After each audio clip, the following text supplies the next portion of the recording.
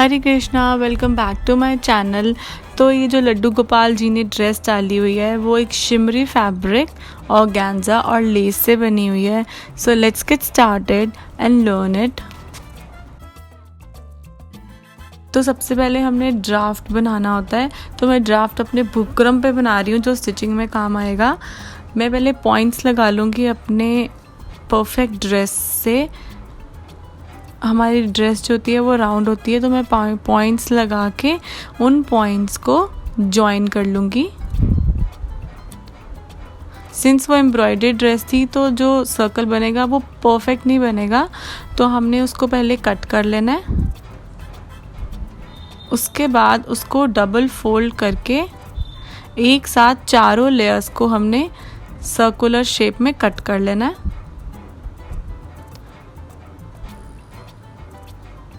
अब हमने Perl pins के साथ उस बुकरम को अपने लाइनिंग वाले फैब्रिक पे अटैच कर लेना है सो दैट वो हिले ना, और सीम अलाउंस रख के 0.5 इंचेस का उस फैब्रिक को कट कर लेना है, और उसी फैब्रिक के साइज़ का ऑर्गेन्जा भी कट कर लेना है।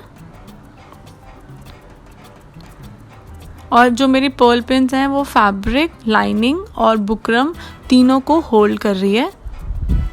और अब हमने बुकरम की साइड्स पे स्टिच लगाना है, और ध्यान रहे स्टिच लगाते लगाते बीच बीच में हमने बुकरम भी स्टिच में लेनी है सो दैट जो हमारी बुकरम है वो अटैच हो जाए। ये देखो मैंने सीम लगाई है और मैंने 1-1.5 इंच का गैप छोड़ दिया क्योंकि हमने उसको टर्न करना है। ये देखो मैंने कहीं कहीं पे बुकरम पे सिलाई लगाई है, उससे क्या है मेरी बुकरम हिलेगी नहीं। और मैंने अब इसको उल्टा कर लेना है। उल्टा करने से पहले क्लिपिंग्स इज मस्ट, बिकॉज फिर उसकी वो जो शेप है वो परफेक्ट आएगी। हल्की हल्की क्लिप्स लगानी है, ध्यान रहे स्टिच कट ना हो।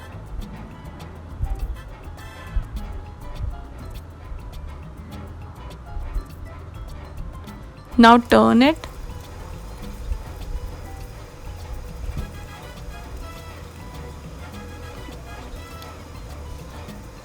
अब जो इनर सर्कल होता है हमने वो करना है तैयार। हमने सबसे पहले उसको 4 फोल्ड कर लेना है, जैसे हमने परफेक्ट सर्कल बनाते टाइम किया था। और अपने ड्रेस को 1 फोल्ड या 2 फोल्ड करके, मैं 1 फोल्ड कर रही हूँ, उसके ऑलमोस्ट सेमी सर्कल के हाफ पे अपनी ड्रेस रख के 2 पॉइंट्स मार्क कर लेने हैं जहाँ पे ड्रेस का फैब्रिक आ रहा है, और उसको जॉइन कर लेना है। और बिना जॉइन के भी आप काट सकते हो। अगर आप परफेक्ट नहीं हो तो आप पहले पेन से उसको सर्कल मार्क कर सकते हो। जो सर्कल है उसमें पॉइंटेड शेप्स नहीं आनी चाहिए, बिल्कुल कर्वी होना चाहिए। तो अब ये हमारा सर्कल ऑलमोस्ट बराबर है हमारे सैम्पल ड्रेस से, और उस पे हमने एक कट भी मार लेना है सर्कल टू एंड। ये जो हमने मार्क किया है थोड़ा सा एरिया, उस पे हम अपना बॉडी अटैच करेंगे। अब जो हमारी लेंथ है ड्रेस की वो मेरी है 2.25। तो हमने जो अपनी स्ट्रिप्स बनानी है हम 1 इंचेस की बनाएंगे। जो स्ट्रिप्स हैं ऑर्गेन्जा की वो आपके ड्रेस के ऊपर डिपेंड करती है। अगर आपकी बड़ी ड्रेस है तो आप 2 इंच की बना लीजिए, अगर उससे ज़्यादा बड़ी है तो 2 इंच से ज़्यादा बढ़ाएं ना, आप नंबर ऑफ फ्रिल्स बढ़ा लें। लाइक 2 इंचेस की 3-4 फ्रिल्स लगा लें। अब फ्रिल्स के लिए हमने कपड़ा 2 गुना, 3 गुना या 4 गुना आप फोल्ड कर लो, बिकॉज़ हमें बहुत लंबा फैब्रिक चाहिए। तो मैं उसके ऊपर 2.5 मार्क करूँगी, बिकॉज़ 1 इंच का फैब्रिक होएगा और हाफ इंच का सीम अलाउंस और 1/2 इंच का बल्ज भी आएगा चुंटों में। तो मैं 2.5 या 2.25 मार्क कर रही हूँ। पूरे पे मार्क करके अब हम उसको कट कर लेंगे बिना लाइन ड्रॉ किए, बिकॉज़ अगर आप लाइन ड्रॉ करोगे तो वो फैब्रिक हिल जाएगा। सो ज़्यादा पॉइंट्स मार्क कर लें बट उसको कट कर लें। तो मैंने बहुत सारी स्ट्रिप्स ऐसे कट कर ली हैं।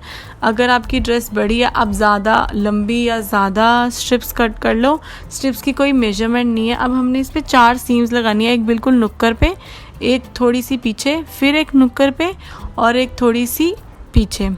तो मतलब 4 सीम्स लगेंगी, मोटे बखिए पे लगेंगी। जो आपका स्टिच है सीम का वो बड़ा बनाएं। तो देखिए अब जो हमने सीम लगाई थी, ऊपर वाला जो थ्रेड होता है दोनों सीम्स का, उसको मैंने पकड़ लिया है और उन दोनों को इकट्ठे पुल किया है।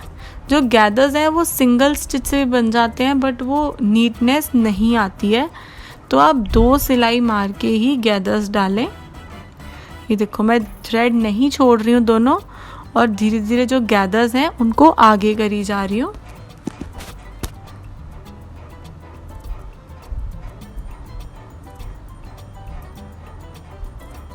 तो इस तरह हमने चारों फ्रिल्स तैयार कर लेनी है। मेरी ऑलमोस्ट 3.5 फ्रिल्स लगी थी अपने लड्डू गोपाल पे। तो ये मेरी 4 फ्रिल्स रेडी हैं, कुछ इस तरह लगेंगी। It looks very unfinished but trust me, बनने के बाद बिल्कुल ठीक हो जाएगी। तो अब हमने ड्रेस पे कैसे अटैच करनी है, हमने जो अपनी फ्रिल है उसको हमने अपने ड्रेस के नीचे रखना है। मतलब जो सीधी साइड है वो ड्रेस की नीचे रहेगी और उसके ऊपर अटैच होएगी। हमने बिल्कुल एज पे सिलाई लगानी है। तो जब हम एज पे सिलाई लगाएंगे, जब हम इसको उठाएंगे तो फ्रिल ऑटोमेटिकली ऊपर ही आएगी। तो जब हम इसकी फ्रिल ऐड कर लेंगे तो वो ऐसी लगेगी, एजेस ऑटोमेटिकली फिनिश हो जाएंगे और वो अटैच हो जाएगी हमारे बेस के साथ। तो अब हमने इसको ऐसे स्टिच कर लेना है। पर स्टिच करने से पहले हमने दूसरी फ्रिल लगानी है, और 2 फ्रिल्स इनफ है मेरे ड्रेस के लिए। सेम टेक्निक से लगानी है, और जो फ्रिल्स हैं वो आपस में स्टिच लगा के अटैच नहीं करनी, जस्ट ओवरलैप ही कर लेना है, और वो पता भी नहीं लगेगा कि कहाँ से दूसरी फ्रिल स्टार्ट हुई है। तो ऐसे हम सारी अटैच कर लेंगे। तो अटैच करने के बाद मेरी जो ड्रेस है वो कुछ इस तरह दिखेगी। और अब हम इसको सीम लगाएंगे, और सीम लगाते टाइम ध्यान रखें कि जो सीम लगेगी उसमें आपका फैब्रिक स्टिच ज़्यादा स्टिफ नहीं होना चाहिए, इधर उधर नहीं जाना चाहिए। जो प्लीट्स हैं, जो गैदर्स हैं, वो सीधे सीधे ही जाएं यूनिफॉर्मिटी में, और जितने गैदर्स आपने स्टिच किए हैं उससे ज़्यादा आगे पड़ेंगे, बिकॉज जो डायामीटर है वो कम है। सो इस चीज़ का ध्यान रखें। दूसरी फ्रिल लगाते हुए हमने उसके ऊपर, जो हमारा पहली फ्रिल है उसके ऊपर ही रख के दूसरी फ्रिल भी अटैच करनी है, और जो उसका दूसरा एंड है वो हमने ड्रेस के छोटे वाली साइड लगाना है, और उसमें और ज़्यादा गैदर्स अटैच होंगे। तो जब हम दोनों को स्टिच कर लेंगे वो कुछ इस तरह दिखेगा। जो हमारा सेंटर वाला जॉइंट है उसमें बहुत ज़्यादा फैब्रिक आ जाता है, तो कोई इतनी बात होती नहीं है। बट अगर आपका बहुत ज़्यादा है तो उसको थोड़ा सा रिड्यूस करने के लिए हम, जो हमारा सीम अलाउंस है फ्रिल का, जहाँ पे हमने स्टिच लगाई है, जो एक्स्ट्रा उसमें फैब्रिक है, हम उसको चॉप कर लेंगे without any seam allowance, because any how हमने उसके ऊपर लेस लगा देनी है। तो ये देखिए, उसको मैं ऐसे डबल फोल्ड करके, सीम अलाउंस अपने आप बाहर उभर आएगा, और मैं उसको कट कर रही हूँ। फैब्रिक कट नहीं होना चाहिए। और जो धागे वगैरह हैं उनको भी कट कर लेना है। मैं ग्लू गन से अपनी जो लेस है वो अटैच कर रही हूँ। आप थ्रेड के साथ, नीडल के साथ या मशीन के साथ भी कर सकते हैं। तो ग्लू गन इस लेस के लिए इसलिए बेटर है बिकॉज एनी हाउ जो ग्लू गन का मटेरियल होता है वही इस लेस का बेस था, तो उसने इसको परफेक्टली जॉइन कर दिया। तो अब अपर टॉप के लिए सबसे पहले हम अपने टॉप की लेंथ मेजर करेंगे from front base to back, जो कि आई है 3.5 इंच। एक्चुअल में ये जो लेंथ होगी वो 4.5 इंच होगी, बिकॉज आधा इंच सीम अलाउंस में भी अंदर जाता है। ये देखिए,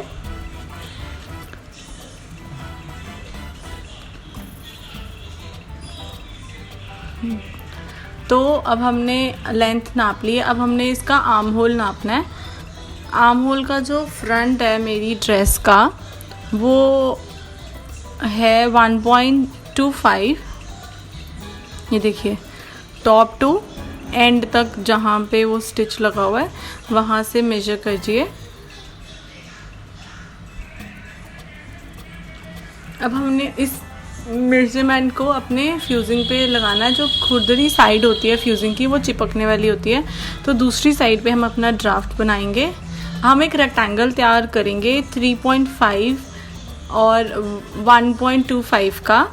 वो इसलिए बिकॉज़ फ्यूजिंग के ऊपर हम सीम अलाउंस नहीं रखते हैं, जो जिस पे हम फ्यूजिंग चिपकाएंगे हम उस पे सीम अलाउंस रखेंगे। तो रेक्टेंगल की जो 1.25 है वो एक्चुअल में शोल्डर की लेंथ है, मतलब क्रॉस शोल्डर है।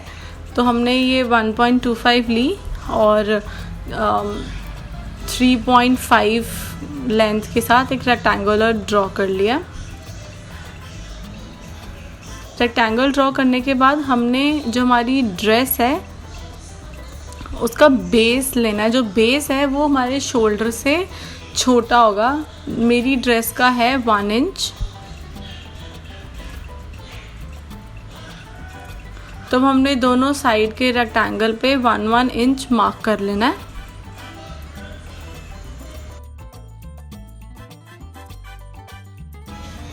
तो पहले हम रेक्टेंगल निकाल लेंगे, इतना बड़ा शीट संभालने से अच्छा।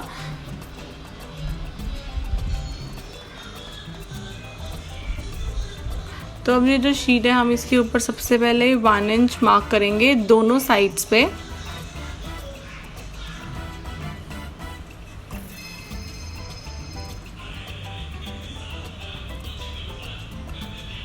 वन इंच मार्क करने के बाद हम अपने रेक्टेंगल को लेंथ वाइज फोल्ड कर लेंगे, बिकॉज़ हमने आर्म अब मार्क करनी है अपने ड्राफ्ट पे।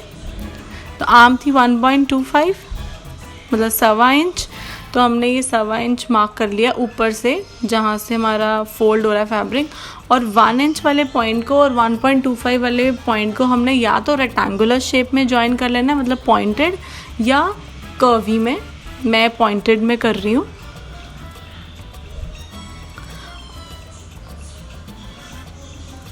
और ये छोटे से रेक्टेंगल को अब हम कट कर लेंगे।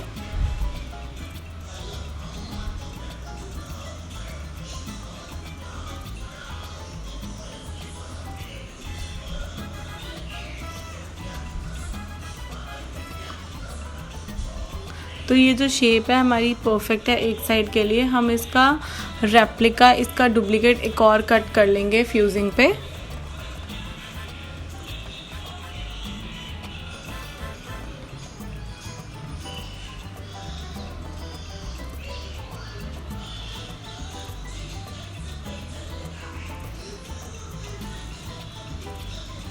तो ये दोनों हमारे पास रेडी होके आ गए हैं। हम जिस फैब्रिक के ऊपर चिपकाना चाहते हैं उसके ऊपर चिपका के एक और रेक्टेंगुलर सा कट करके और उसकी लाइनिंग भी कट करके हम यहाँ पे स्ट्रेट लाइन पे स्टार्टिंग टू एंड स्टिच करेंगे। और इसके यहाँ से एज तक जाके ऊपर आके फिर लाइन कवर करके स्टिच के साथ फिर नीचे फिर सीधा जाके ऐसे सीम लगाएंगे।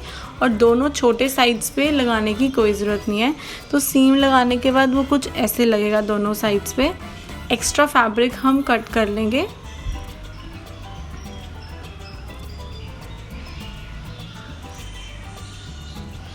बिकॉज़ हमने रफली रखा था। भगवान की ड्रेस बहुत छोटी होती है तो सीम अलाउंस 0.25 भी रखेंगे तो बहुत है। और क्लिप्स लगा लें कॉर्नर्स पे ताकि वो अच्छे से टर्न हो जाए और शेप सही आए। तो टर्न करने के बाद जो हमारी ड्रेस है वो कुछ इस तरह दिखेगी।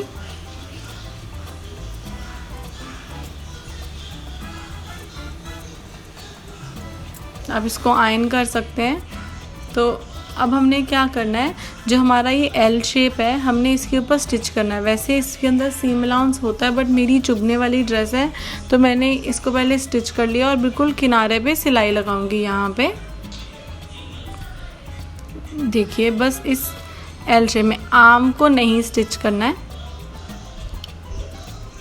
बस इधर ही ऐसे स्टिच करना है। तो ये देखिए, ये मैंने एल शेप में स्टिच किया है दोनों ड्रेसेस, अंदर सेम अलाउंस बिल्कुल ना के बराबर ही है। अब हमने बैक भी स्टिच कर लेनी है, जस्ट 1.25 इंच। ये देखिए बैक जुड़ी हुई है। बैक जुड़ने के बाद हमारी चोली कुछ इस तरह दिखेगी। अब हम इसको अपने बेस के साथ अटैच कर लेंगे। तो जो नुक्कर है हमारे बेस की और हमारे चोली की, हम उसको वहाँ से स्टिच करना स्टार्ट करेंगे, ऑलमोस्ट पैर की सिलाई से थोड़ा ज़्यादा। और ध्यान रखें जो कट का ऑपोजिट वाला पार्ट है वो हमारे चोली के जो सेंटर है उसमें आए, जहाँ पे हमने दोनों चोलियों को जॉइन किया था, दोनों साइड्स को, ताकि यूनिफॉर्मिटी बनी रहे, कहीं से कपड़ा ज़्यादा या कम ना हो। तो ये देखिए हमारी ड्रेस बनके तैयार है। अपने लड्डू गोपाल जी को पहनाइए एंड थैंक यू।